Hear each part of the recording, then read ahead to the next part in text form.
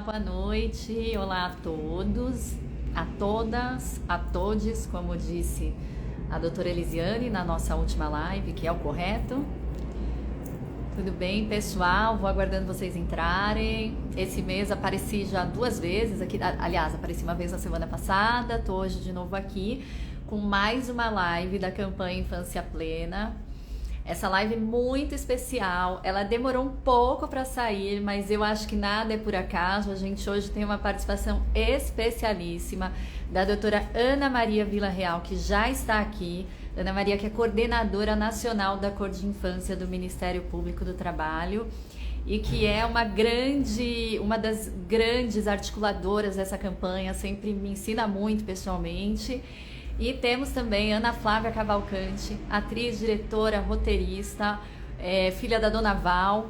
Bom, eu tô vendo que a doutora Ana Maria já está aqui, daqui a pouco já vou incluí-la. Vamos ver, daqui a pouco a Ana Flávia deve estar chegando, mas lembrando a vocês que essa live acontece mensalmente. Esse mês, excepcionalmente, a gente teve... Esse mês não, já estamos em dezembro, meu Deus, na verdade, agora em dezembro, excepcionalmente, teremos duas. Há uma semana a gente teve uma muito interessante, recomendo que todo mundo assista, sobretudo as mães, pais, cuidadores, que falamos sobre educação antirracista na luta contra o trabalho infantil, porque a campanha Infância Plena, para quem está hoje ouvindo pela primeira vez, é uma campanha de combate e que busca a erradicação do trabalho infantil no Brasil, onde a gente tem atualmente cerca de 2 milhões de crianças e adolescentes nesta situação. E trabalhando em situações de periculosidade, em períodos onde não se deveria trabalhar, enfim. Bom, vou colocar aqui a doutora Ana Maria, vamos ver. Ela que já me pediu para participar. Gente, assim, ó, tem um monte de pedido, mas a gente só aceita as participantes, tá bom? Que eu tô até com dificuldade para encontrá-las. Vamos ver se dá certo. Lembrando que a gente desde junho vem conversando. Aqui nossas convidadas. Olá, doutora Ana Maria, finalmente chegou a nossa live. Doutora que participa demais de todos os conteúdos. Ana Flávia, meu amor, conseguimos. A gente marcou live até em dia de jogo, né? Toda hora adiando. Ana que teve um problema pessoal essa semana e está aqui conosco muito generosamente. Muito obrigada, as duas. Eu já falei um pouquinho de vocês, falei da doutora Ana Maria, que é coordenadora nacional da Cor de Infância. Inclusive, eu vou aproveitar hoje essa live para a gente falar um pouquinho do que é a Cor de Infância. E Ana Flávia Cavalcante, que é atriz, diretora, roteirista, mulher multimídia, filha da Dona Val, são muitos predicados. Ana, que já foi babá, conhece de perto a realidade do tema que a gente vai falar hoje, que é o trabalho doméstico infantil. E aí, eu tô até falando um pouquinho mais hoje, porque quando a gente fez nossa primeira live, que era sobre o papel da mídia no enfrentamento, dando espaço, uma das primeiras coisas que surgiu foi a coisa do trabalho doméstico infantil, que atinge, sobretudo, meninas negras. E aí, logo de cara, subiu um comentário dizendo mas então eu não posso pedir para o meu filho arrumar mais a cama, lavar uma louça. Não, gente, não é isso. E nem é legal comentar isso, né? Porque a gente não está falando de uma coisa simples, é um assunto delicado que atinge muito mais crianças do que a gente imagina. E uma coisa é a gente ensinar tarefas em casa. As crianças podem e devem ajudar, tem ali algumas atividades, né? Pode ajudar a arrumar o quarto, guardar o brinquedo, maiorzinho pode sim ajudar com a louça. Mas não é disso que a gente está falando. Então, até vou começar, antes de mais nada, com a doutora Ana Maria, tá? Falando para a gente, quando a gente fala de trabalho infantil doméstico, de que estamos falando? Para deixar já bem clara essa parte. Oi, Lia, boa noite, Ana Flávia, Ana Boa Elisa, noite. também. Prazer, uma honra estar com vocês aqui. Queria agradecer as palavras generosas da Lia, queria dizer que a Lia, apesar da nossa relação profissional, eu acho que já sinto até tenho ela como uma amiga já, de tanto que a gente Nossa, é verdade, eu também, eu também. E ainda vamos juntas até o ano que vem, até junho ou julho. que a gente conversa, enfim, em uma plena harmonia, plena compreensão. Então, Lia, muito obrigada por toda, né, todo o seu apoio, toda a sua compreensão em tudo. Então, eu acho É que uma honra, doutora. Obrigada a você. E que bom que deu certo hoje, né? Hoje a gente, Deu. inclusive, na próxima live, que é o MPT na Escola, hoje foi a premiação do MPT na Escola. Então, eu saí correndo do Ministério Público, vim aqui para a live e foi bem E emocionante. tá, e tá com a camiseta do Chega de Trabalho Infantil, gente, que é nossa hashtag oficial. Muito linda. Ai, gente, olha, na última eu me emocionei muito e não acho que será diferente nessa, mas vamos lá. Li, eu achei importante você trazer esse comentário, né, não pode o filho trabalhar em casa, que isso é muito comum, assim, as pessoas que não são do direito fazem esses questionamentos, né, até pessoas da família mesmo, né, às vezes eu apareço com essa blusa e falo, você tem que usar blusa, e daqui a pouco, né, o meu filho está falando que não pode arrumar a cama e tal. Então, achei importante fazer essa diferenciação, o pessoal entender que, assim, ó, essas atividades que a gente coloca nossos filhos para fazer em casa, são atividades de socialização, de fomento à autonomia, ao desenvolvimento, ao espírito de cooperação, de solidariedade naquele local em que eles residem. Então, é claro que eles podem ajudar em casa, desde que as atividades que sejam a eles e a elas passadas não sejam as atividades que incompatíveis com a condição peculiar de desenvolvimento daquela criança, ou seja, com a sua faixa etária. Então, você não vai dar uma pia de louça, eu gosto desse exemplo mais assim, claro, uma criança de 5 anos de idade. Mas uma criança de 5 anos de idade já pode começar a guardar os seus brinquedinhos, a ser ensinado. Então, essas atividades de casa, elas podem ser atribuídas às crianças, desde respeitar a sua faixa etária, a sua condição peculiar de desenvolvimento, desde que não interfiram nas vivências próprias da infância. Vivências próprias da infância, eu estou falando aqui em tudo. Frequentar a escola, estudar, porque estudar não é só frequentar a escola, as atividades, né, de contraturno, o ócio, o descanso, né, o lazer, então pode prejudicar, claro, a saúde física, né, moral ou psicológica da criança. Então, você deve deixar claro. Aí, em relação ao trabalho, eu só queria deixar um pouquinho também claro o que a gente está falando de trabalho infantil, não só o trabalho infantil doméstico, mas trabalho infantil. A idade mínima para o trabalho no Brasil é 16 anos de idade. Isso eu acho que o pessoal tem que fixar isso, é 16 anos de idade. Salvo a partir de 14 anos como aprendiz, ou seja, o pessoal fala jovem aprendiz, até equivocadamente o termo menor aprendiz, que não se usa mais o termo menor para se referir a adolescentes e crianças. Então, entre 14 e 16 anos, só nessa condição especial, que é um contrato formal de emprego. Então, entre 14 e 16 anos, só como aprendiz, entre 16 e 18 anos, pode trabalhar como empregado comum, como aprendiz, mas desde que haja respeito ao arcabouço protetivo do adolescente. Não pode ser atividade perigosa, não pode ser insalubre, não pode ser noturna. E abaixo de 14 anos, não pode nenhum tipo de trabalho. Essa é a nossa legislação, esse é o nosso ordenamento jurídico, esse é o nosso projeto de nação. E a idade mínima para o trabalho no Brasil, vamos dizer que está atrasada, a gente teria que estar elevada, ela deveria estar elevada, inclusive, né? 16 anos é o mínimo, na verdade. Como o Brasil pactuou, assinou uma convenção internacional em que ela fala que a idade mínima para o trabalho tem que coincidir com a idade de escolarização, a nossa idade de escolarização final é 17 anos de idade. Então, 16 anos nós estamos atrasados. Só para a sociedade entender um pouco, nós estamos atrasados, porque há várias tentativas de retrocesso legislativo no sentido de diminuir a idade mínima para o trabalho no Brasil de 16 para 14 anos, ou seja, retroceder socialmente, né? Então, só fazer esses esclarecimentos iniciais, né? Então, em relação à questão do trabalho infantil doméstico, nós temos duas situações que o pessoal acha que a sociedade às vezes demora a entender. O trabalho infantil que é explorado em outra residência, ou seja, a criança daquela família trabalha para terceiros em outra residência, nas atividades domésticas ou de cuidados de crianças, de pessoas com deficiências, de idosos, né? Então, ela está sendo ali, às vezes, explorada, recebendo até um salário ou um prato de comida, enfim, né? Não precisa ser necessariamente uma remuneração. E o trabalho em casa. Essa sociedade tem muita dificuldade também de enxergar. O trabalho infantil doméstico em casa de terceiros, explorados por terceiros, ele é invisibilizado, naturalizado. E aí acho que a Ana Clara poderia até falar um pouco mais melhor do que eu sobre isso, porque a maioria das meninas são negras, são periferizadas, são pobres. O trabalho infantil tem esse viés classista, racista. Ele tem cor, tem classe, exatamente. Tem cor, classe social, né? 66% do trabalho infantil no Brasil, ele né, formado por crianças e adolescentes negras, né? Então, pretas e pardas. E 66% do trabalho infantil no Brasil também ele é masculino, é do gênero masculino. Mas na atividade doméstica, ele é predominantemente feminino, né? Mais, em torno de 90% aí é composto por meninas, que estão na faixa etária de 14, inclusive, a 17 anos. Então, assim, o trabalho em casa, na casa da própria criança, quando ela assume o trabalho do adulto, as responsabilidades do adulto no lar, ou seja, a criança dentro da sua própria casa tem que tomar conta dos seus irmãos, tomar conta de uma avó, cozinhar, passar, lavar, ele está ele está em situação de trabalho infantil. Ele não está explorado economicamente por terceiros, mas ele está em situação de trabalho infantil. É da sociedade entender que a gente até está evitando usar a exploração do trabalho infantil, porque trabalho infantil, independentemente se houver exploração, entende? Então, assim, ele está em situação de trabalho infantil. Já é uma exploração, né? Porque é uma violação de direitos, né? Ponto. Ele está em situação de violação de direitos. Então, só para fazer esse introito aí, passar aí a palavra, devolver a palavra para você, para a Ana poder falar também um pouquinho.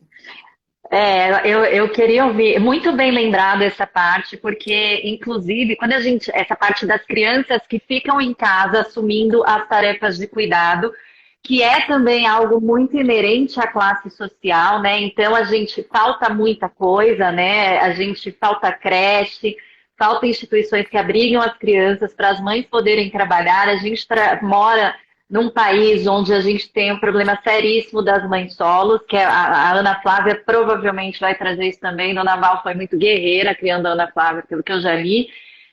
Então, assim, faltam muitas políticas públicas que impeçam a criança de chegar nessa situação de trabalho infantil, e às vezes é o único recurso que a mãe tem para sair de casa e trazer, né, o sustento. Ana, já dei muito spoiler sobre você, que é uma artista, eu acho que você é uma artista talentosíssima, né, gente? Não é só atriz, roteirista, ela performa, ela cria coisas junto com a mãe, de cuidado de outras mulheres. É muita coisa mesmo para falar. E ela criou uma performance chamada A Babá Quer Passear, porque a Ana Flávia já foi babá. Então, Ana, queria que você contasse essa história, até porque, de novo, agradeço muito que você teve, assim, persistiu muito para participar dessa live, né, Ana? Teve aí um susto pessoal, questão de insegurança, e está aqui conosco. Então, queremos muito sobre. Queria não, quero muito. É isso mesmo, ela é isso. Ai, lindas.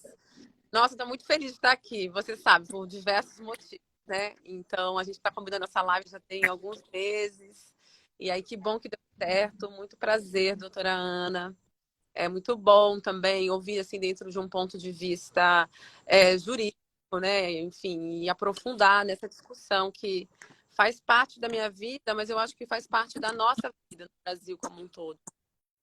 A gente tem uma herança, assim, vem desde a escravidão, e aí o trabalho doméstico eu costumo falar que é uma espécie de herança desse momento, né, em que a gente também luta tanto e teve tanta dificuldade de aprovar leis que garantissem um mínimo ali no sentido do direito trabalhista, porque eu fico pensando que uma grande parte da população que nunca precisou pagar e que lá atrás dos primórdios escravizava mulheres, né, negras, sequestradas em África, então de repente se vê numa situação de ter que pagar, e aí ter que, mais do que pagar, garantir direitos mínimos, como férias, 13º, FGTS, coisas que todos os profissionais tinham, né, até a PEC das domésticas. Eu acho, assim, muito assustador, e eu acho que fala muito sobre a nossa sociedade. É muito doido, porque eu queria começar falando assim, tem uma coisa do ajudar que eu tô tentando tirar do meu contexto social, sabe, das minhas relações cotidianas. Porque quando a gente fala assim, meu marido me ajuda, minha namorada me ajuda, meu filho me ajuda, tá subentendido que a responsabilidade é sua, daqui no espaço que eu tô falando, e que a pessoa tá te dando uma mão ali, tá salvando o seu rolê. Quando, na verdade, a casa é de todos, né? Cuidar da casa, cuidar dos afazeres domésticos, do que precisa para uma casa ficar tem a ver com o mundo da casa. Então, eu acho que é bem uma ajuda, porque isso também coloca nós mulheres num lugar assim, das cuidadoras do lar, das tais donas de casa. E a casa é de todo mundo. Então, eu acho que a gente precisa, talvez, também tentar transformar essa ajuda numa parceria, num compartilhar o que a gente precisa fazer para viver bem junto, né? E aí, sobre o trabalho doméstico na infância, é muito forte, porque eu estou fazendo uma pesquisa para um documentário que nasceu a partir da Passear, que eu tenho vontade, estou com muita vontade de encontrar mais trabalhadoras domésticas e conversar com elas, dar um espaço, um protagonismo que eu acho que ainda não aconteceu de uma forma justa. E aí, para fazer esse projeto, eu investiguei, pesquisei ali com as mulheres da minha família, eu pedi para elas me contarem quando foi que elas começaram a trabalhar. E é muito assustador, gente, porque todas elas, todas mesmo, sem exceção, até mulheres que nasceram depois de mim, né? Então, imagina as mais velhas. Todas começaram a trabalhar entre 7 e 9 anos como empregadas domésticas, né? Trabalhadoras domésticas na casa de alguém. E aí tem essa expressão que a gente usa muito no Brasil, usava mais, eu acho que a gente teve alguns avanços, mas assim, tô precisando de uma menina. Quando a pessoa fala assim, tô precisando de uma menina, quer dizer que ela não vai garantir nada para essa menina. Primeiro que essa menina não devia estar trabalhando nessa casa. Essa menina é uma menina, então essa menina tinha que estar vivendo as vivências de uma menina, né? Mas, vamos pensar, não teve como. Não teve como, porque são muitas as realidades. Então, às vezes, é isso. Como a doutora falou, você precisa... Eu moro numa rota de avião, talvez vai passar uma agora. Eu moro do ladinho do Santos Dumont. Gente, live é vida real. Meu cachorro latiu aqui, eu corri para tampar o microfone, mas deve ter aparecido. Eu comecei a trabalhar também com 8 anos de idade e foi muito doido. Vindo para o Rio agora, eu vim de ônibus, aí nesse ônibus você tem horas, né? 7 horas, 6 horas, 7 horas de pensar na vida inteira. Você vai e volta nas ideias. E eu estou escrevendo uns contos, estou um pouco pirando nessa onda agora. E eu comecei por esse conto, que é a minha primeira experiência de trabalho aos 8 anos, quando uma vizinha chega em casa e pergunta para minha mãe se eu poderia cuidar do filho dela, que era uma criança recém-nascida, tinha 2 meses de idade. E a minha mãe batalhou muito, como você já disse, citou, enfim, é isso mesmo, como muitas mulheres negras, né? Então é meio que tem a ver com essa falange de mulheres. Para nos criar, então ela não queria que eu trabalhasse, ao mesmo tempo, aquele dinheiro faria diferença, sim, mas no meu próprio orçamento pessoal, ali para ter uma graninha. Então ela me olhou e falou, bom, ela que decide. Uma decisão também difícil para ela me passar para eu decidir, né? Porque como que eu podia decidir com 8 anos? Mas eu imaginei o que eu faria com o dinheiro, porque a gente que nasce assim, pobre no Brasil, na periferia, a gente entende rapidamente quanto custa cada coisa. Inclusive as horas de trabalho da sua mãe, que não fica com você em casa. Então eu aceitei e fui cuidar dessa criança, que foi meu primeiro trabalho. Um nenenzinho recém-nascido, que eu também não sabia direito o que fazer com ele. E é uma prática nas comunidades, nas periferias do Brasil. É uma prática, as crianças mais velhas cuidam das mais novas, porque as nossas mães estão quase sempre em outras casas, cuidando de outras crianças. Crianças brancas, crianças ricas, crianças que recebem muitos olhares. Então não é só a babá, é a mãe que provavelmente está por ali, por mais que ela trabalhe fora. É uma avó, é a moça que faz a comida, porque em algumas casas os funcionários são vários, né? São diversos. Então, assim, tem uma discrepância, é muito desigual o tipo de olhar que a gente recebe enquanto criança na periferia e numa classe média, média alta. Na minha trajetória pessoal, eu percebo uma diferença. E agora, por exemplo, eu tenho uma sobrinha de 17 anos que só estuda como se estudar fosse pouco, mas está fazendo o que ela tem que fazer nesse momento da vida, que é se preparar para o mercado de trabalho, né? E não trabalhar. Trabalhar é um momento que você vai fazer mais lá na frente, quando você tem estrutura para isso. Eu fui emancipada, então a doutora falou que no Brasil a nossa lei são a partir dos 16 anos, né, doutora? E eu consegui um trabalho numa clínica, porque eu fiz técnico em enfermagem antes de fazer teatro. E eu já estava estudando e eu consegui um trabalho, era um trabalho muito importante para mim naquele momento, muito, só que eu não podia ser contratada justamente. Então os meus pais me emanciparam para eu poder, né, eles assumiram uma maioridade que eu ainda não tinha. E, então eu acho que eu vivi várias fases, assim, sabe, dentro desse nosso tema. Por isso que eu quis também muito estar aqui com vocês hoje, porque eu acho que precisa falar disso. Eu tenho certeza absoluta que esse racha que a gente vive e que a gente ainda está vivendo, né, que tem a ver com a política, mas não é só exatamente a política. É a política, é a cultura, são os hábitos, é a maneira como a gente se relaciona com o outro. Eu acho que ele começa, assim, muito fortemente quando a gente aprova a PEC das domésticas. Eu acho que aquele momento foi um momento, assim, muito duro, sabe? Muito divisor, assim. Sim, sim.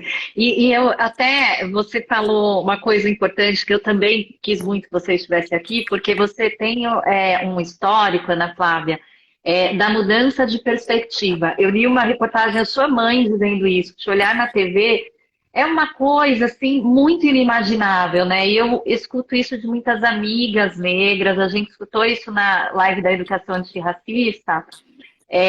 dessa mudança de perspectiva. Você acha que essa prima, que ele falou, várias mulheres da sua família perpetuaram esse ciclo, né? Porque ainda tem essa questão também, né? Que acho que a doutora deve ver bastante. Que é um ciclo muito perverso, né? A filha da doméstica, que foi neta da doméstica, que foi neta da babá, que vai continuar sendo, porque em algum momento alguém oferece, é muito necessário, né? Hoje a gente é um país que voltou para o mapa da fome, então imagina quantas famílias numa situação como a que você contou, que você viveu com 8 anos, e isso a gente está falando de 3 décadas atrás, né, Ana Flávia? Mas que, infelizmente, e por isso tem muito a ver com a formação de sociedade, com uma cultura que não se mudou ainda, mas eu queria saber de você, se você acha que o fato de uma prima sua ter visto você chegar num lugar diferente, no lugar que vocês comumente dizem, e não estou dizendo que esse comumente não é no sentido de estar banalizado, muito pelo contrário, é uma coisa muito, muito forte, de estar num lugar que não aparecia nem em sonho. Você acha que fez diferença você ser uma mulher na sua família que conseguiu romper com esse ciclo? Olha, Lia, eu acho que a perversão, na verdade, ela está mais na questão da remuneração do trabalho, né, das trabalhadoras domésticas, e do trabalho em si. Eu já tive essa discussão com a minha mãe muitas vezes. Então, ninguém sonha em uma filha trabalhadora doméstica, mas não é só por conta do trabalho. É por tudo que vem, pelo que é acarretado, né? Então, imagina se a gente tivesse assim, se as trabalhadoras domésticas ganhassem em média R$ 10.000 por mês. Se nós não fôssemos um país que prezasse tanto por uma. Peraí, gente. O avião, o avião. Seria um levante da sociedade, né? 10 mil por mês. Seria um levante. Gente, sim, porque daí as pessoas iam poder ficar nesta profissão por opção, por escolha, e não porque é a única opção, a única perspectiva. Eu acho que eu falo muito disso, né? Eu faço a babá passear e depois eu faço um solo chamado Ser Vital, que eu convido as pessoas que se autodeclaram negras para dividirem comigo suas histórias de trabalho ao longo da vida. O recorte do trabalho me interessa muito, porque eu acho que o trabalho, ele também é uma perspectiva geral de quem a gente é, de como a gente pensa, das coisinhas que a gente gosta. Então, para mim, a questão principal hoje em dia é a remuneração, é a qualidade do trabalho. Onde mora, quantas conduções pega, quanto ganha, se consegue botar o filho na natação, sabe? Assim, coisas mínimas. Por exemplo, Se consegue ver o filho, né? Porque tem isso também. então, eu acho que ter mudado. E aí, no Brasil, uma das coisas mais impossíveis de serem feitas e conseguidas é a gente mudar e migrar de classe social, né?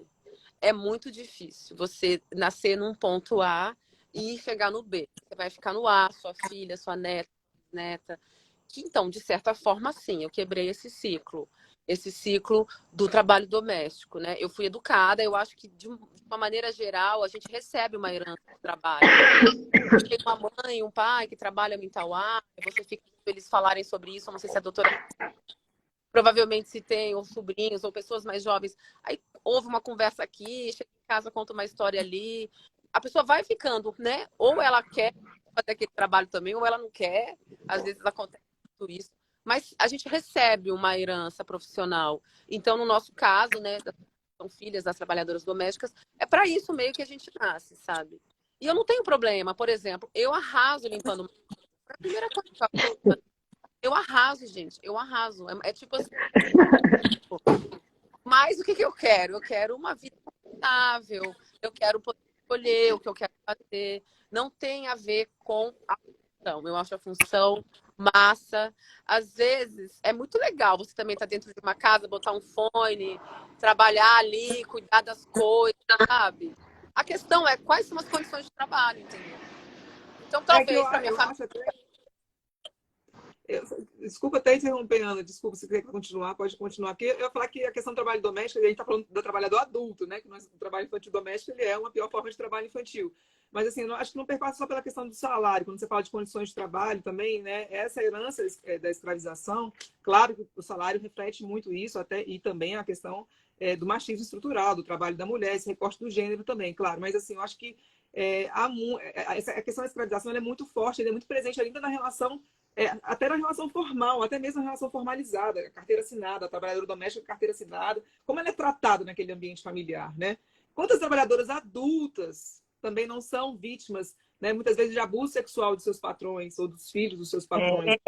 Eu ia entrar nessa seara também, doutora, porque quando a gente fala, né, essa coisa do preciso de uma menina, que a Ana Flávia colocou, geralmente essa menina ou vem de uma zona periférica ou muitas vezes de outro estado, então ela vem extremamente desassistida. Queria que você nos contasse se essa é uma realidade ainda que vocês encontram muito. Então, essa é uma realidade, né? Eu poderia até aqui, acho que hoje, a gente estudando um pouco mais, a gente vai ver que muitas das trabalhadoras domésticas escravizadas, que foram inclusive resgatadas, elas foram, e algumas ainda são, estou falando de trabalhadoras que foram infantis e que, né, que ficaram num ciclo de hiperexploração dentro de uma família, mas que elas foram até traficadas, porque hoje, né, o conceito de tráfico de pessoas foi um tráfico interno mesmo, né? Traz do Piauí, traz do Maranhão, sob falsas promessas, né, de que vai estudar, que vai ter melhoria de condição de vida. E esse engano, esse engodo, né? Não importa se os pais deram consentimento, porque os pais estavam em condição de vulnerabilidade. Eles estão dentro do conceito do tráfico, né? Então, a família que acolhe uma criança, não estou falando que todos os casos vai configurar tráfico de pessoas, não, tráfico de crianças, não, para fins de trabalho, tráfico para fins de trabalho, né? Mas assim, ó, essa pessoa que fala assim, olha, me dê sua filha para criar, que eu vou dar uma condição de vida melhor, ela vai estudar, ela, né, ela vai ter enfim, vai ter acesso a outras coisas que ela não tem, não vai morrer de fome, a gente vai tratar ela super bem, vai ser pessoa da família, a tal da pessoa da família, não é? E isso pode pode configurar um tráfico, porque a pessoa que dá o consentimento está em situação de extrema vulnerabilidade. Ela não quer que o seu filho passe fome e fique na miséria. Ele quer que ele tenha uma melhoria de vida. Só que essa melhoria de vida não vem. Né? A gente teve um caso recente, julgado pelo Tribunal Superior do Trabalho, que o Ministério Público do Trabalho nem entrou com a ação, não. Foi uma ação individual de uma trabalhadora doméstica, que foi no Paraná, que foi trabalhar com 6 anos de idade na casa de uma moça, o nome dela é Solange Ribeiro. Né? Quando ela chegou lá, uma das primeiras coisas que a patroa fez foi mudar o nome dela. Quer dizer, o apagamento que faziam com os escravizados, né? E botou o nome dela, que era o nome de um laquê que ela usava, porque ela tinha um probleminha de memória, o laquê Karina. A trabalhadora conta isso, ela participou de um programa com a gente, né? Então, assim, a primeira coisa, ela foi chamada de Karina. E ela via a promessa que ela ia estudar, ela nunca estudou. Ela só começou a ganhar, ela ficou 30 anos nessa família, foi trabalhar com 6 anos de idade, só começou a ganhar salário a partir dos 18 anos de idade, e tudo era descontado do salário dela. Tudo que ela gastava, qualquer coisa era descontado do salário dela. Ela basicamente não recebia salário porque tudo era descontado, né? Então, assim, essa moça, esse caso, eu queria falar um pouco dele, porque, assim, houve uma condenação por danos morais individuais pelo judiciário de R$1 milhão, em que a família, claro, eu assisti o julgamento, achou algo assim, né? Muito surreal. Absurdo. Nossa, absurdo. Como se R$1 milhão, aqui reproduzindo a fala de alguns ministros, né, no julgamento, pudesse compensar a falta que essa pessoa perdeu as oportunidades. A falta de infância, a falta de acesso à cidadania, a ruptura com os laços familiares. Aquela moça nunca mais viu a mãe quando ela foi 6 anos de idade. Você imagina o que é? Eu não consigo imaginar, porque eu não passei por isso, não consigo nem ter a dimensão. Você romper o laço familiar com 6, 7, 8 anos de idade e viver numa outra cidade, numa outra casa, sob a promessa de ser pessoa da família, e essa promessa nunca vem. Você é a pessoa da família, entre aspas, que não tem nenhum direito sucessório, direito à herança, e só você trabalha, só você lava, só você passa, só você cozinha, e você é a pessoa da família. Eu queria chamar a atenção para esse julgamento, porque eu fiquei muito indignada, eu estava assistindo em casa esse julgamento. O advogado da família, né, a tese da família, né, que era a mãe e a filha que exploravam em relação de trabalho. A tese do advogado da família era de que houve uma adoção, né? E que, aliás, é um outro tema que a gente pode falar. Quantas adoções ainda no Brasil são feitas com essa finalidade? Né? Até 2017, vigorava no Estatuto da Criança e Adolescente, a possibilidade de regularizar a guarda. Claro que é incompatível com a Constituição Federal, mas só para você ver como é que as coisas são arcaicas, né, no nosso sistema, na nossa sociedade.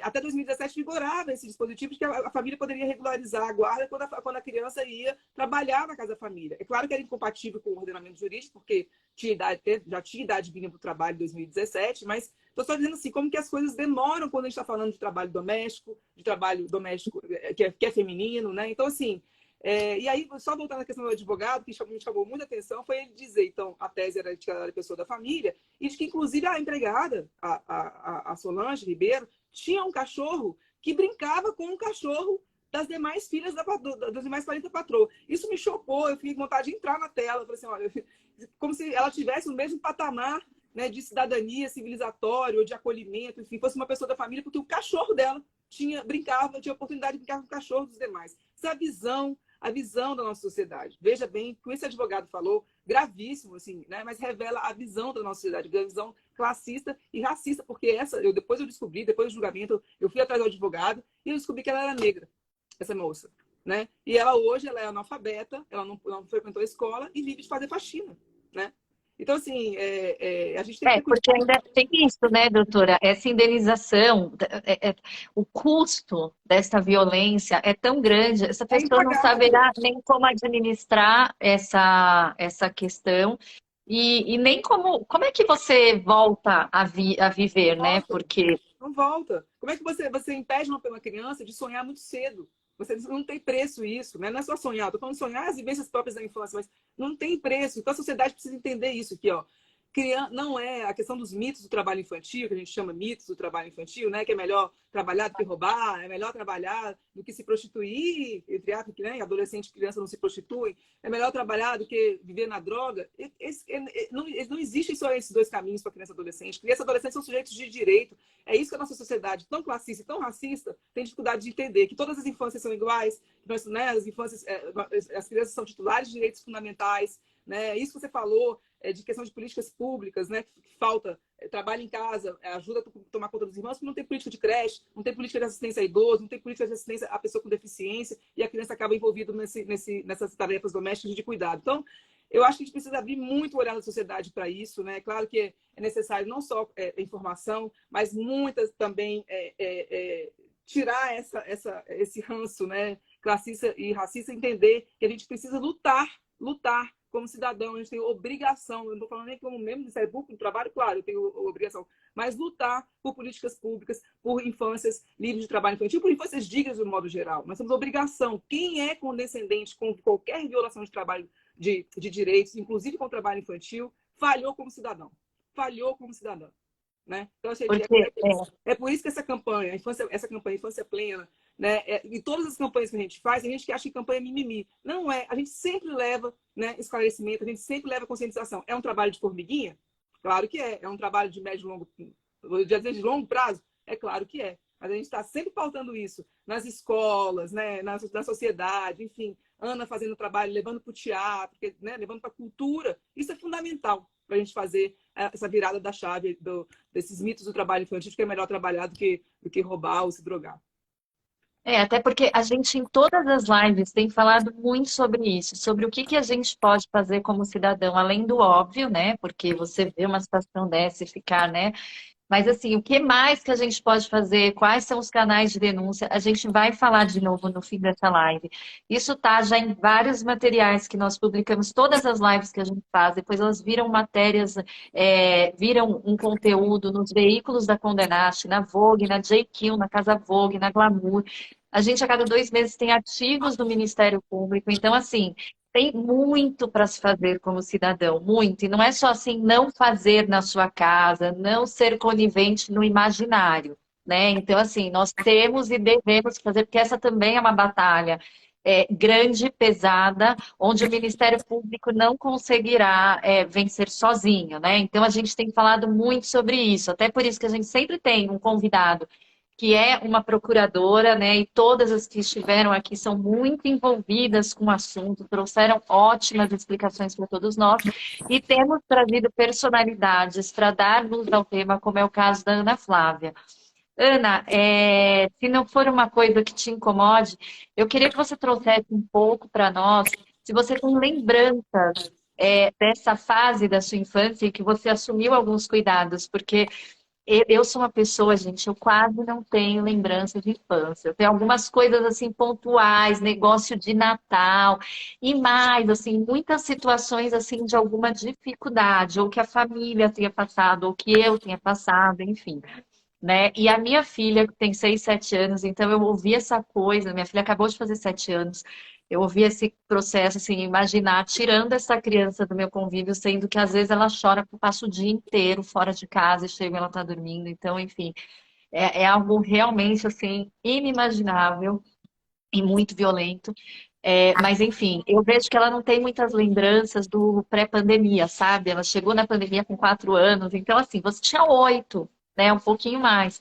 Mas queria saber se você tem alguma lembrança, se você se sente à vontade para compartilhar conosco, porque talvez lá atrás você não tenha percebido algumas coisas, como você falou, nossa, essa era uma decisão pesada para mim, mas lá atrás, mas que hoje você vê assim que é muito muito grave, né? É inaceitável, enfim, te passando a palavra. Eu acho que tinha um contexto também de Brasil, né? Isso era no começo dos anos 90, eu tinha 40 anos, então eu acho que a gente deu uma piorada. Acho não, tem muitas pesquisas que provam isso nos últimos 4 anos, sobretudo se a gente entra aí nessa linha de pensamento, de discussão, que é falar da condição de vida das pessoas mais pobres, né, mais periféricas, majoritariamente negras. Então, a gente teve um retrocesso, mas eu sinto que depois do primeiro governo, já no final do governo do FHC e dos governos do Lula e do PT, a gente caminhou um pouco, caminhou em muitos aspectos, na educação, porque depois eu tenho uma irmã 10 anos mais jovem do que eu, e eu acompanhei muito ele na escola, o que ele estava aprendendo, o que ele estava ouvindo também dos professores, quais eram. Então, melhorou muito em relação à minha geração. Foi muito difícil mesmo. O Brasil era bem miserável. Então, a gente estava numa situação ali muito mais precária do que agora. Se bem que agora a gente voltou para o mapa da fome, como você mesma disse. E aí eu acho que tem duas experiências que eu vivi, que é essa que eu contei, essa que eu fui babá dessa criança, que estava muito nesse lugar assim, quase como se fosse um irmão novo, mas não deixa de ser um trabalho doméstico e não deixa de ser, como a doutora disse, proibido, né? Não é o momento. Então, a gente precisa estar fazendo outras coisas. Mas nessa casa, com essa linha, existia ali uma situação mais empática, sabe? Uma mulher negra, retinta, mãe solo, ela não tinha o que fazer, era aquilo, ou ela não ia conseguir trabalhar, porque, como a doutora bem também, a gente não tem um sistema educacional que proteja ali, né, período integral para você conseguir chegar no trabalho, voltar, ainda pegar o seu filho com alguém cuidando. Se você está desamparado de família, se a sua rede é muito restrita, o que você faz com o neném, com uma criança? Aí, se você não trabalha, não tem o que comer. Então, nas minhas memórias, eu vejo a história com um pouco mais de delicadeza, assim. Realmente era uma loucura. Eu penso, era uma loucura para todo mundo. Para mim, para a mãe dele, para ele mesmo, para minha própria mãe, porque eu era uma criança. Eu não tinha noção das coisas. Deu certo muito na fé em Deus, porque podia não ter dado. Como várias vezes eu já vivi com a minha irmã em casa sozinhas nós duas ali, difíceis também de serem administradas por duas crianças, que a gente dando diferença. Mas depois, quando eu tinha 14, 13, acho, a minha mãe fazia faxina numa casa. Aí a patroa dela ficou grávida. Aí ela usou essa frase, que é uma frase que me acompanha e que eu falo muito em serviçal. Eu acho que ela norteia um pouco o pensamento e a prática de certas pessoas em relação ao trabalho infantil doméstico, ao trabalho doméstico. Porque, tô precisando de uma menina. E sua filha? Porque ela estava grávida e ela tinha uma gravidez de risco, então ela não podia fazer muitas coisas. Ela queria o papo, né? Era uma menina para ficar assim, de companhia, passar algumas horas com ela só. Mas não era nada disso. Aí a minha mãe chegou em casa e me disse, ela falou, olha, filha, o que a gente pode fazer é o seguinte, eu faço o trabalho, a faxina pesada, eu limpo a casa, real, e você, coisas do dia a dia, né? Lavar a louça, fazer as camas, varrer, passar pano e tal. Cuidar dos cachorrinhos dela, que ela tinha 2 cachorrinhos, não, né?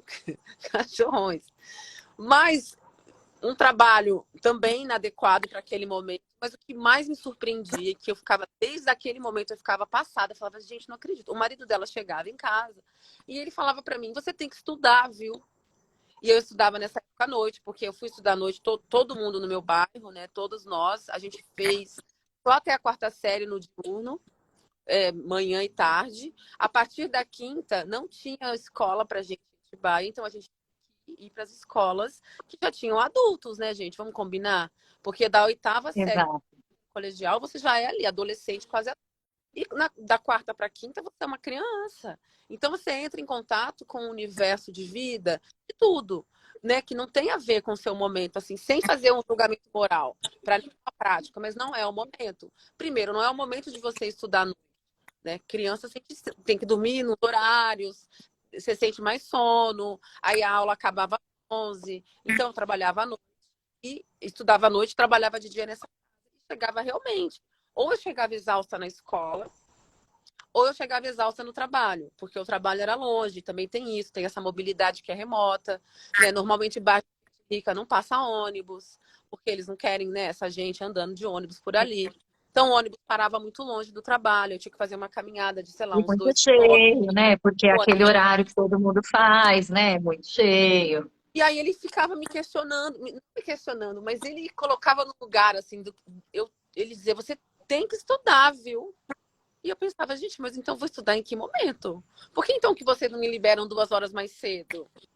Então eu não venho aqui, ao invés de 5 vezes por semana, 4, 3? Por que a gente não encontra o meio do caminho, sabe? De eu poder realmente, porque eu tenho que estudar, eu quero estudar. Eu tinha um momento do almoço, meu horário de almoço, mas quando você trabalha numa casa de família, os horários, eles são muito relativos, principalmente nesse momento do almoço e do café da manhã. Então, sempre você come depois. Quando você tem uma situação com patrões mais empáticos e justos, né? Acontece esse você fez a comida, então vamos todo mundo comer no momento. Mas nem sempre é. Exato. Às vezes não é porque não tem como ser, e tudo bem, não é uma questão direta essa, mas o que pega para mim é que às vezes eles invadem o horário do almoço, então você não tem uma garantia. O trabalho que é feito dentro de uma casa, ele passa por todas essas instabilidades, eu acho, para o profissional. Que é o assédio, que é o estupro, que é você estar fechado dentro de uma casa com a porta fechada no apartamento, ninguém sabe o que está acontecendo ali. Às vezes é só você e o patrão ou a patroa. Então, eu acho que a gente tem que avançar muito, sabe, gente? É muito importante essa conversa, eu acho. E esse E tem trabalho. muito aquela coisa, né? Que nem. Desculpa te cortar um pouquinho, Aninha, que você falou que você foi na casa que a sua mãe já trabalhava. E eu acho que tem uma tendência de você estava numa idade que talvez você já tivesse, como você falou, já tinha essa consciência, tipo, tá, você tá me falando para estudar, mas você sabe que eu passo o dia inteiro aqui. Então, assim, Da qual é conta. a sua, né? E que talvez, eu não sei se isso aconteceu com você, mas hoje, especialmente, eu estava num evento e eu vi os autores daquele. Opa, a Ana caiu. Caiu. Ixi, peraí. Vamos tentar trazê-la de novo. Vamos ver. E depois, doutora, a gente já está em 44 minutos de live, mas eu vou pedir para a gente estender um pouquinho, que tem duas perguntas aqui para fazer. Vamos ver, acho que a Ana voltou aqui. Aqui, voltou. Vamos lá. Eu queria muito fazer esse comentário com ela, se ela conseguir entrar agora. Você já viu, doutora, um Instagram, um perfil de Instagram que chama Confinada? Não Então, conheço. são dois profissionais que fazem um quadrinho, uma história em quadrinho mesmo, e que narra justamente, assim, eles mostram ali justamente a vida de uma pessoa, classe média alta, e de uma família de domésticas, onde são 6 ou 7 mulheres e só uma delas teve ali outra escolha, estudou e foi trabalhar em banco. Eu estava falando aqui, Ana Flávia, talvez você conheça o Confinadas, que é um perfil do Instagram, que é bárbaro, né? Eles fazem ali uma crítica social muito pertinente, um humor assim muito inteligente, tem uma sofisticação da ironia ali, mas que é impossível assim, quem tem a mínima consciência social não perceber ali e se ver, talvez, em situações, porque pode ser que não tenha acontecido na sua casa, mas você viu na casa de alguém, enfim. E hoje eu estava num evento e os autores do Confinadas, o Leandro e eu chamo ela de Sou Anja, mas acho que o nome dela é Lilian, que era o perfil dela do Instagram. Vou achar aqui para ser justa. Enfim, porque eu acho um trabalho incrível do que foi feito, como você falou, né, doutora, de trazer para um espaço uma percepção, uma crítica social muito pertinente e muito fácil de ser compreendida. E ali eles mostram claramente, assim, né, que conforme eles foram desenhando e desenvolvendo, que a família trabalhava para esta família, né? Então a mãe ou a avó começou, aí quando ela começou a ter dor, porque não dá nem para dizer se aposentou, né? Que é como essa menina que foi tirada da família aos 6 anos, parou aos 30 e tantos, assim, né? Porque além de tudo, as condições também nem sempre ajudam, enfim. E aí a outra moça assume e começa a reclamar das coisas que ela vê naquele ambiente que são muito absurdas. Então, assim, de ela ter que chegar 2 horas antes para tirar a manteiga para a dona Liege, que é a patroa, e aí mostra a patroa dormindo num quadrinho, né, até 8h30 da manhã, sei lá eu, e a moça pegando 3, 4 conduções, 2 horas e tanto, aí naquele dia chove, e aí, óbvio, ela chega. E a dona fala: Poxa, não dá para você chegar 5 minutinhos mais cedo para tirar a manteiga e ela estar mole quando eu levantar, enfim. Então, hoje, eu até falei para eles que a gente teria essa live, falei da Ana Flávia, comprei o livro deles, que é muito legal, porque eu acho realmente um trabalho excepcional nessa questão de conscientização, porque é literalmente desenhado para a gente entender uma cultura muito enraizada que a gente prega, né? Hoje, essa live ela é sobre trabalho infantil doméstico, mas a gente está falando já de um trabalho, esse termo doméstico, inclusive, né? O ideal é não usar mais, né? Porque ele dá a entender de um funcionário domesticado, como se a gente estivesse falando de um animal, inclusive. Então, enfim, mas ainda é o termo que se usa.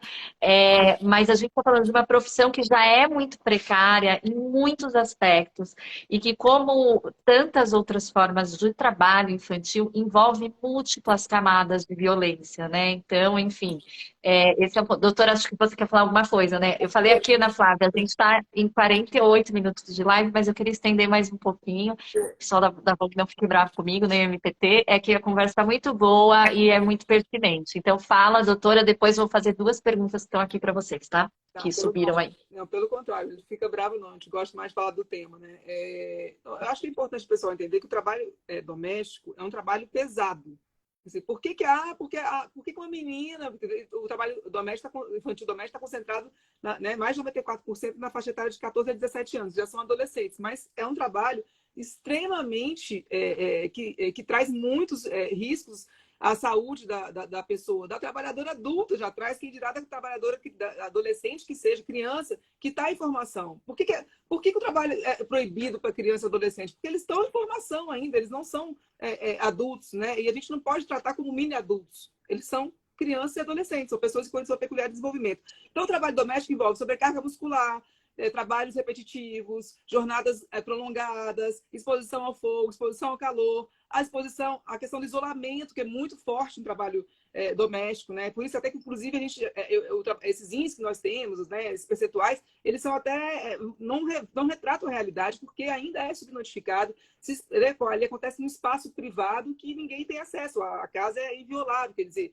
até para a gente fazer uma diligência, quando há denúncia de trabalho infantil doméstico, ou de trabalho doméstico escravo mesmo, de trabalhadora adulta, a gente tem que ter um mandato judicial. A gente tem que pedir autorização judicial para entrar na casa de uma pessoa. Né? Então, assim, é uma realidade que é difícil a gente de ser percebida pela sociedade. Né?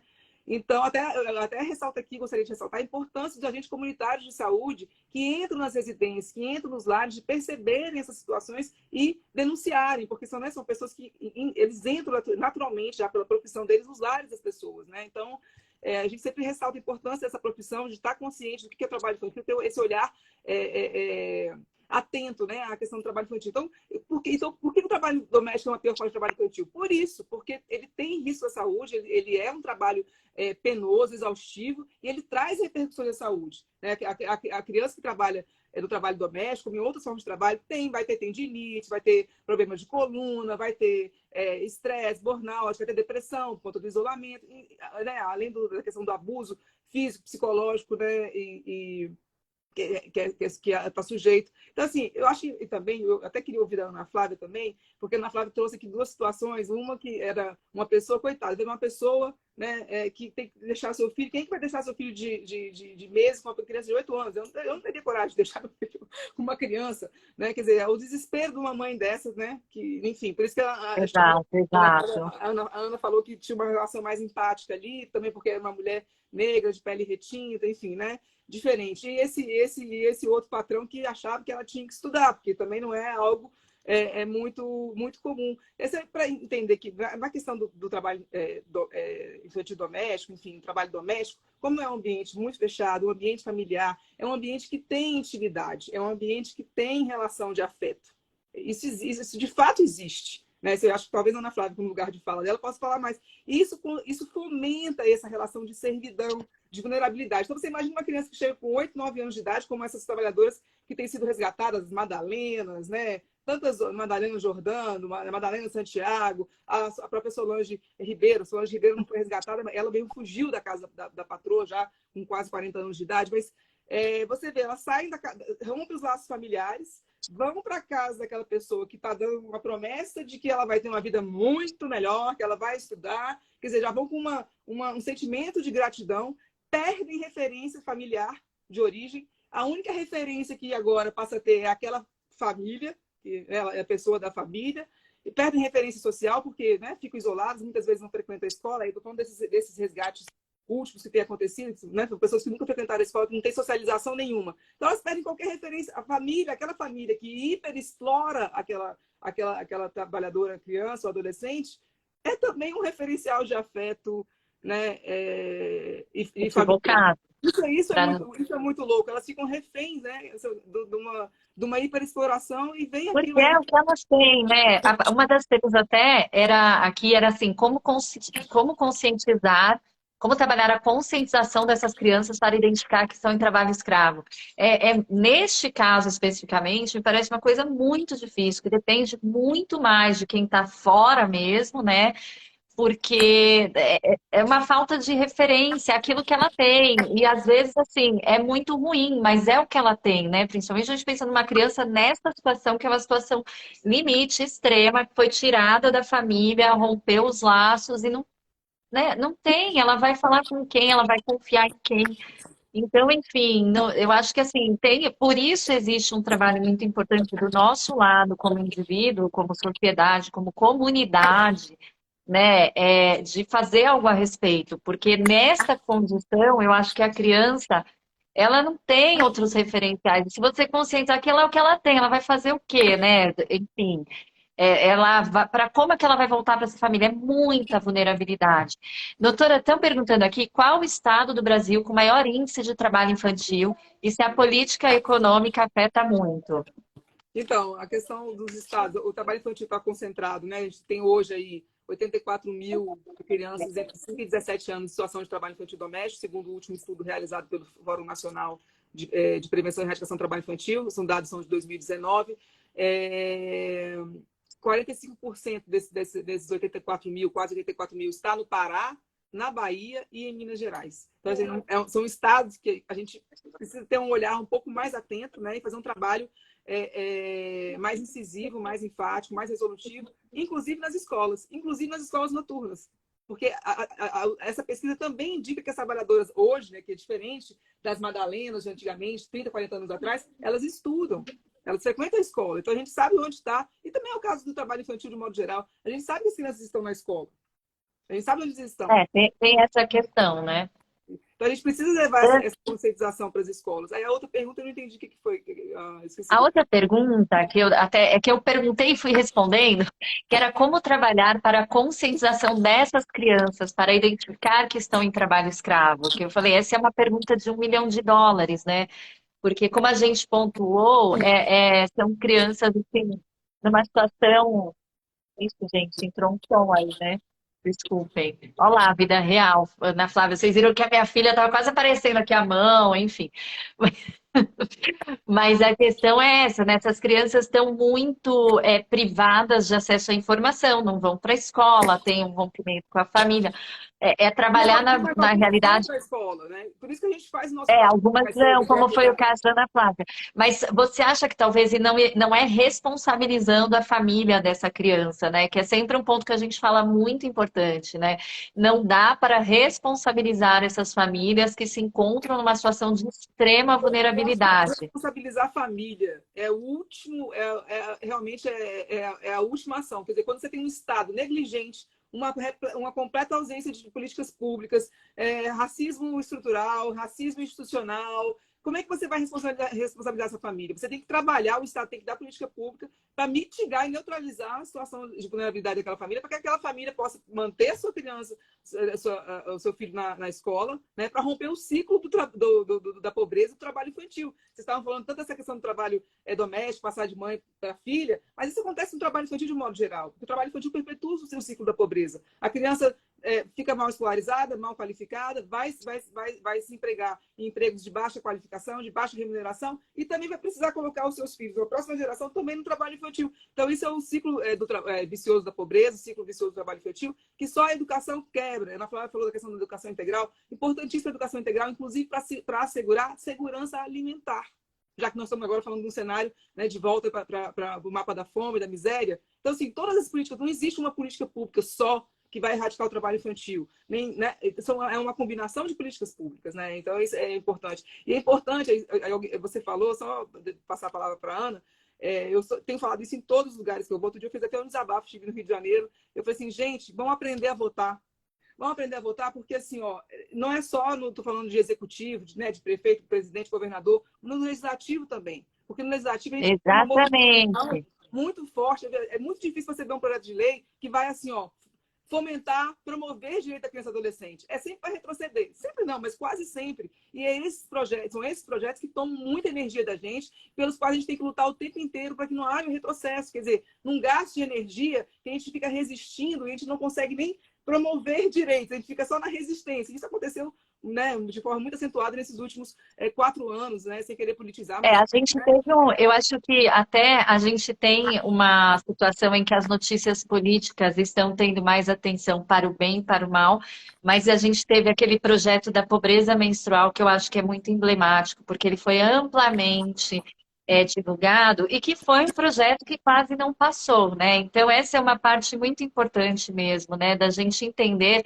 que o Brasil é uma interdependência de poderes, então isso significa que escolher, ficar mais focado em escolher um cargo político só não resolve o grande problema que a gente tem como sociedade. Por outro lado, a gente entende que falta tanto acesso à educação, que formação política não é do interesse de quem nos representa, infelizmente, então tem mais essa questão, né? Mas, de fato, eu acho que se tem algo positivo que a gente vai, espero que a gente tire como sociedade do que nós estamos vivendo, que é um momento cíclico de história política também, que a gente vai se prolongar muito, mas que né, estamos nesse ambiente de polarização, que as pessoas em tese também estão se informando mais, pelo amor de Deus, não pela fake news, enfim, né, vamos checar as informações que chegam até nós, mas enfim, é um bom momento para a gente entender também esta força que a gente tem no dedo, que não é só na campanha presidencial ou de governo. Ana, vou passar a palavra a você, até porque eu estava com uma reportagem aqui aberta. Você não pode. Gente, ó, mãe, sem rede de apoio, mais um minutinho que vai acabar. Não é sem rede de apoio, gente, não posso dizer isso, tá? Graças a Deus eu tenho muita ajuda, essa não é a palavra, mas é real, hoje especialmente.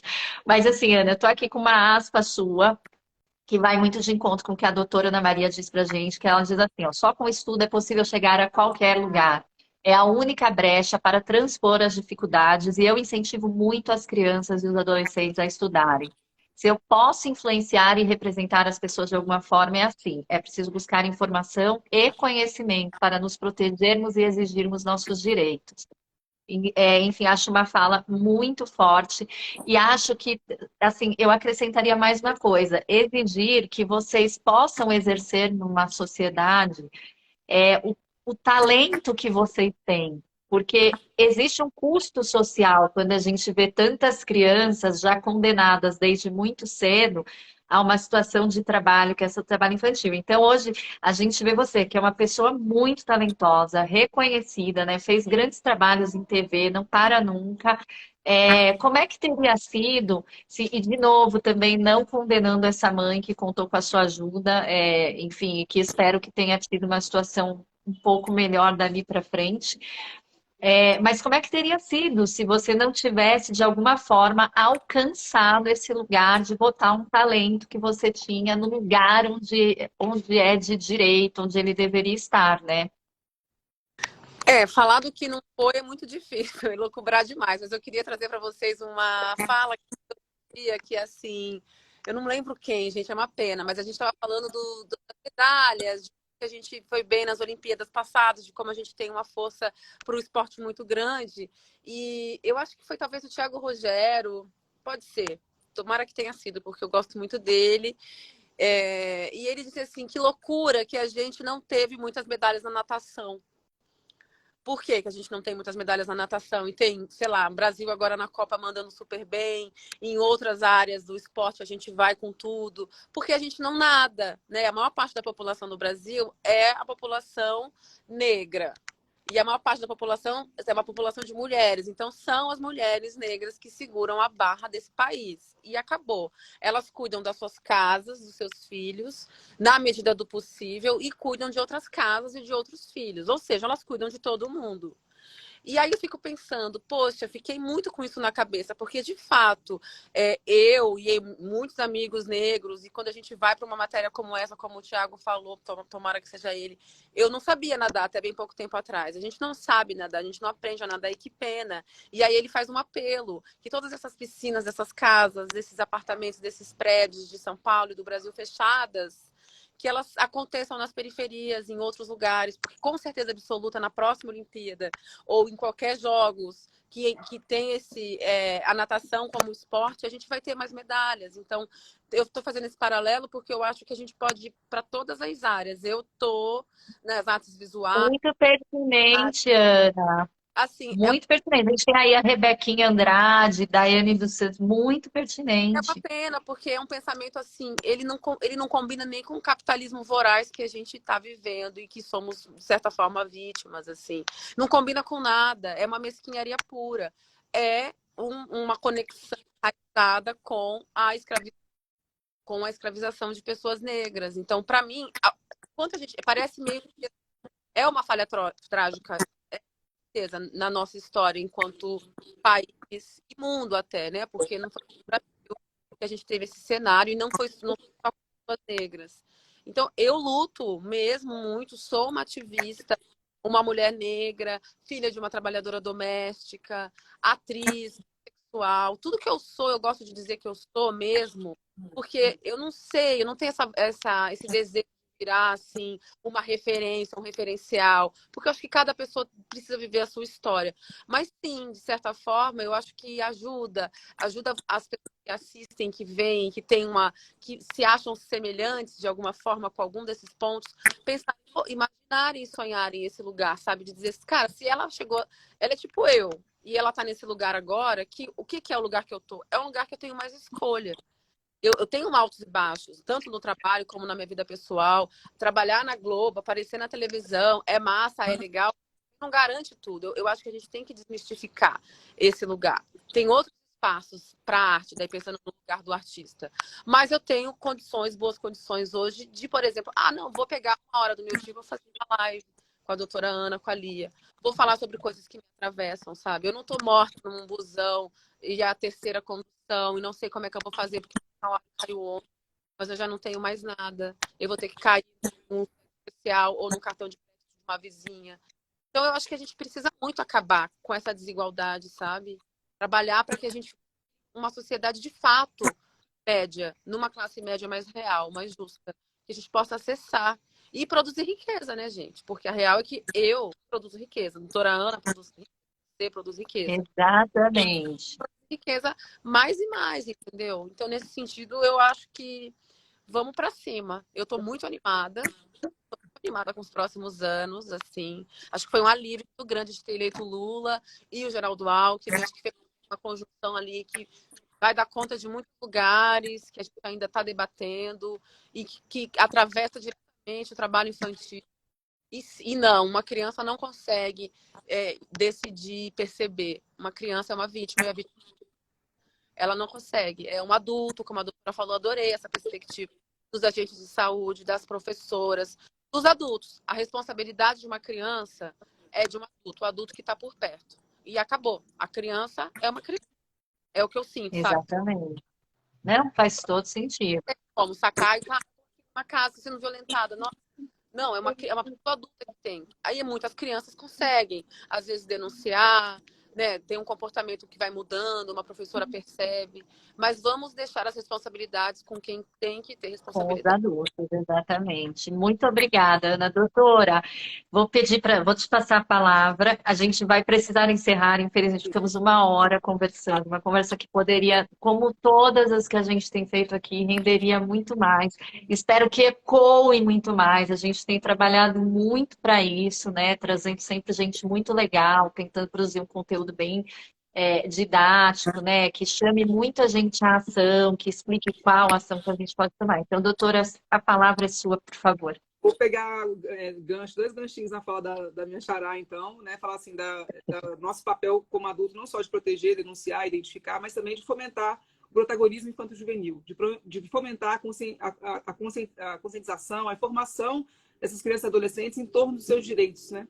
Isso é muito importante, é nosso papel, é direito deles, é dever nosso, né? De dar informação. Só queria fazer só uma fala rapidinha. Eu estava no Congresso outro dia, numa audiência pública, o deputado virou, a gente estava com 120 aprendizes adolescentes na plateia, ele virou e falou assim, ó, para os aprendizes, não dependam do Estado, estejam acima da lei, de um legislador.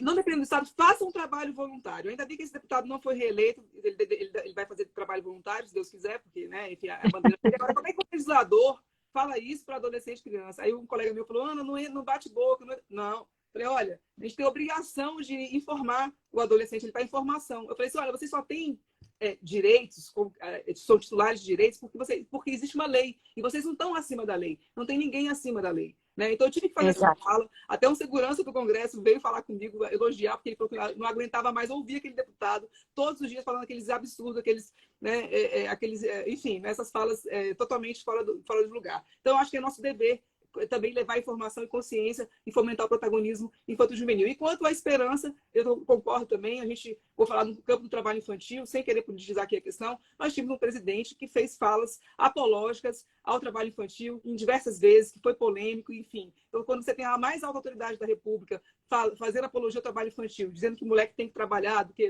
avalizando isso, né? Avalizando. De crack, quer dizer, ele desconstrói todo um trabalho que a gente faz de formiguinha, de conscientização social, através de campanhas, ou esse trabalho nas escolas que o MPT faz, que vai ser objeto da próxima live. Então, assim, eu também acho que a questão do trabalho infantil e todos os direitos humanos perpassa aí por esse olhar mais humano que vem, certamente, no ano que vem. Então, eu queria agradecer, né, de novo, só dizer para o pessoal que denunciar o trabalho infantil, né, é fundamental, no Disque 100, no www.mpt.mp.br, denuncie.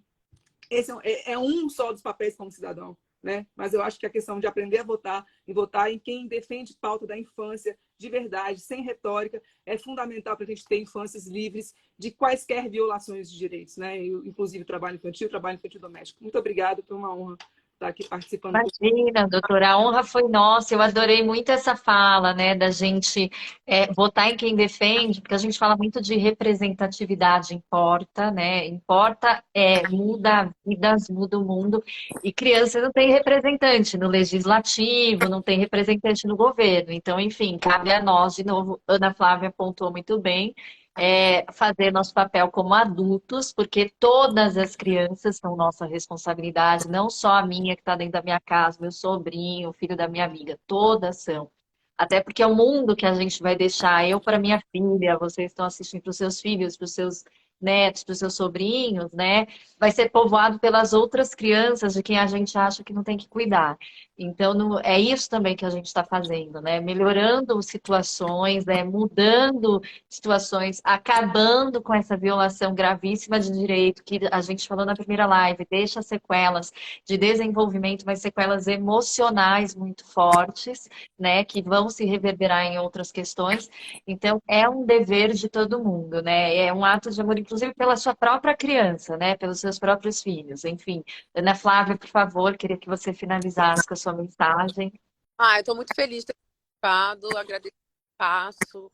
Eu acho que é muito importante a gente falar sobre esses temas, a gente trocar as nossas experiências também, porque várias vezes eu pego assim dentro de uma situação, ou profissional ou pessoal, e escuto uma coisa de alguém, até uma obviedade, e que naquele momento cai tão bem, sabe? Que me transforma, que muda, que me faz ver a vida de uma outra forma. Então, os passos são muito ricos. Quero agradecer imensamente, desejar para vocês um final de ano lindo, porque já está se encaminhando, né? Último mês do ano. A gente foi muito, muito guerreiras, sobretudo nós mulheres, nesses últimos tempos, porque a gente não sofre, a gente sofreu de todos os lados, assim, né? Com esse praticamente ex-presidente. Então, acho que cada uma de nós três nas nossas áreas e nas nossas vidas, a gente foi e outras, todas mulheres brasileiras, mesmo as que talvez não pensem assim, a gente segurou um rolê muito pesado, assim. Então, tô desejosa e plantando essa semente de que a gente tenha cada vez mais de direito, respeito, dignidade e que as leis nos protejam, né? Que a gente consiga também eliminar esse tipo de legislador, como a doutora contou aqui agora. Eu tô aqui para o que vocês precisarem, podem contar comigo. Um beijo muito grande, viu? Adorei te conhecer, doutora. Prazer, Beijo. Ela é maravilhosa, sou suspeita. Toda ação, tá? Eu já recebi várias aqui. Gente, muito obrigada. O conteúdo dessa live fica salvo depois nesse perfil da Vogue. Vai para Glamour, vai para GQ, vai para Casa Vogue. Então, mandem, compartilhem com os amigos que leem em outros espaços. A gente faz matéria também. Todas as matérias estão na Vogue, ali na bandeira da infância plena. Entrem para ler, de novo, compartilhem com os amigos. Usando aquela frase que virou meio clichê, mas vamos ser a mudança que a gente quer ver no mundo, né? Começando por esse ato simples de compartilhar o conteúdo e passando por outro de absorver o conteúdo e fazer nossa parte efetivamente. Meninas, muito obrigada. Um ótimo dezembro para nós, 2023, ano da esperança. Como eu disse na outra live, que ninguém fique para trás. Beijo, meninas. Obrigada demais. Beijo. Tchau.